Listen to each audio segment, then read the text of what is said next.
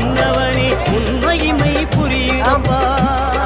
நெய்யபிஷேகம் பாலபிஷேகம் தேனபிஷேகம் சாமிக்கே கண்டனம் நீர் அபிஷேகம் எங்கள் ஐயப்ப சாமிக்கே காடு மலை கடந்து வந்தோம் ஐயப்பா